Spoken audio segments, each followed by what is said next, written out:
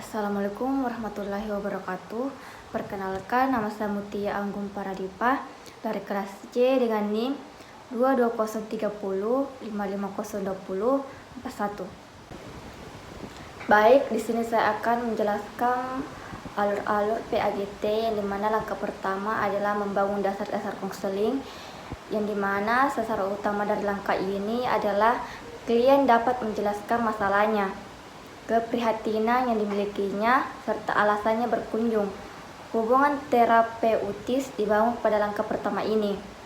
Sambutlah klien dengan ramah, tersenyum, dan berikan salam. Salah satu cara untuk menyambut klien dapat dilakukan dengan bersalaman, berjabat tangan, dan ada kalanya sentuhan tangan antara laki-laki dan perempuan merupakan hal yang tidak lazim atau tabu.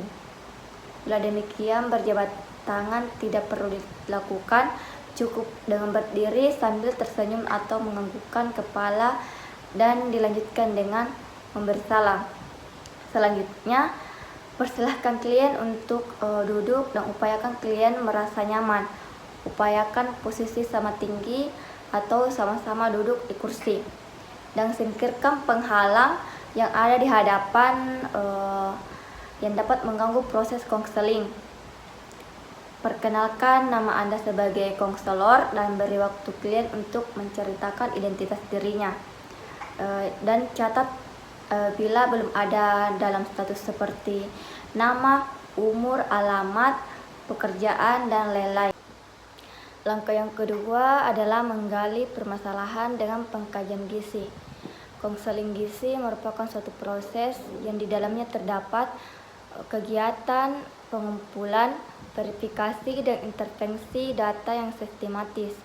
Di dalam upaya mengidentifikasi masalah gizi serta penyebabnya, kegiatan ini bukan hanya mengumpulkan data awal, tetapi bisa juga melakukan kajian data dalam serta menganalisis intervensi gizi yang telah diberikan sebelumnya.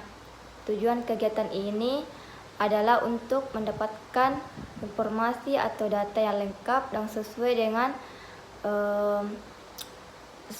upaya mengidentifikasi masalah gizi yang terkait dengan masalah asupan gizi atau faktor lain yang dapat menimbulkan masalah gizi.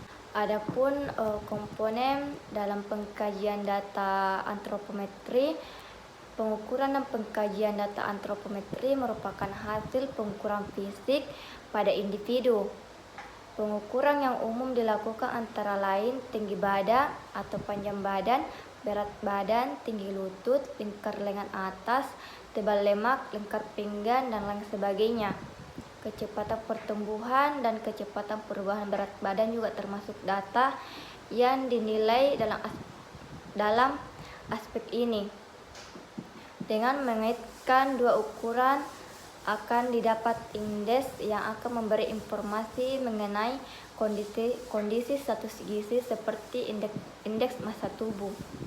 Pemeriksaan dan pengkajian data biokimia meliputi hasil pemeriksaan laboratorium yang berhubungan dengan keadaan gizi seperti analisis darah, urin, dan jaringan tubuh lainnya.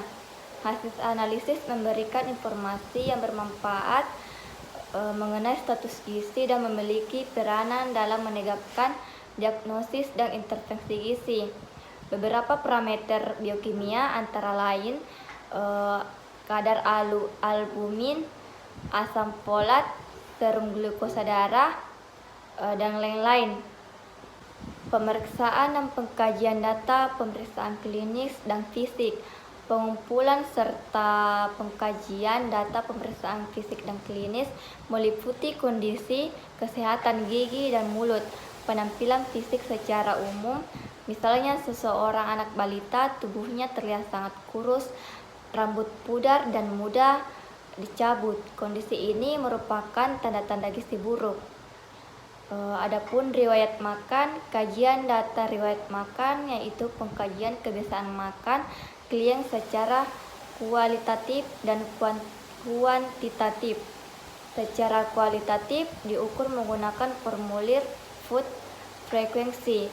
Dari hasilnya dapat diketahui seberapa sering seseorang mengonsumsi bahan makanan sumber zat gizi tertentu. Secara kuantitatif menggunakan formulir food recall yang kemudian dianalisis dengan menggunakan formulir analisis bahan makanan sehari. Dari hasilnya dapat diketahui berapa besar pencapaian asupan energi serta zat gizi seseorang terhadap angka kebutuhan atau angka kecukupan energi serta zat gizi tertentu.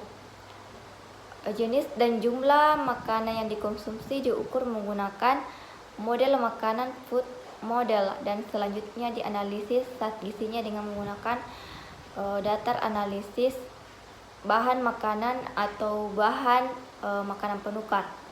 Yang terakhir, riwayat personal. Pengkajian data riwayat personal meliputi ada tidaknya alergi pada makanan dan pantangan makanan, keadaan sosial ekonomi, pola aktivitas, riwayat penyakit klien, riwayat penyakit keluarga yang berkaitan dengan penyakit klien. Pengumpulan pengkajian data riwayat pasien meliputi 4 area, yaitu riwayat obat serta suplemen yang dikonsumsi, sosial budaya, riwayat penyakit, dan data umum pasien. Langkah yang ketiga adalah menegakkan diagnosis gizi. Langkah ini merupakan langkah kritis yang menjembatani pengkajian gizi dan intervensi gizi. Diagnosis gizi adalah kegiatan mengidentifikasi dan memberi nama masalah gizi yang aktual dan atau berisiko menyebabkan masalah gizi. Diagnosis gizi diuraikan berdasarkan komponen masalah gizi, penyebab masalah gizi, dan tanda serta gejala adanya masalah gizi. Adapun komponen diagnosis gizi, yang pertama problem. Problem menunjukkan adanya masalah gizi yang digambarkan dengan terjadinya perubahan status gizi klien. Masalah dinyatakan dengan kata sifat yang menggambarkan respon tubuh seperti adanya perubahan dari normal menjadi tidak normal. Kegagalan fungsi, ketidakefektifan, penurunan atau peningkatan dari suatu kebutuhan normal, dan resiko munculnya gangguan gizi tertentu secara akut dan kronis. Etiologi menunjukkan faktor penyebab dan faktor yang berperan dalam timbulnya problem atau masalah gizi yang terdapat di beberapa faktor penyebab masalah gizi, antara lain berkaitan dengan patofisiologi, psikososial, perilaku, lingkungan, dan sebagainya. Etiologi merupakan dasar untuk menentukan intervensi apa yang akan dilakukan. Oleh karena itu, perlu diketahui faktor penyebab yang paling utama. Yang terakhir, sign and symptom, tanda dan gejala, atau disebut dengan istilah sign and symptom merupakan keadaan yang menggambarkan besarnya masalah gizi serta menunjukkan tingkat kegiatannya. Langkah keempat adalah intervensi gizi. Intervensi gizi adalah suatu tindakan yang terencana yang ditujukan untuk merubah perilaku gizi, kondisi lingkungan, atau aspek status kesehatan individu.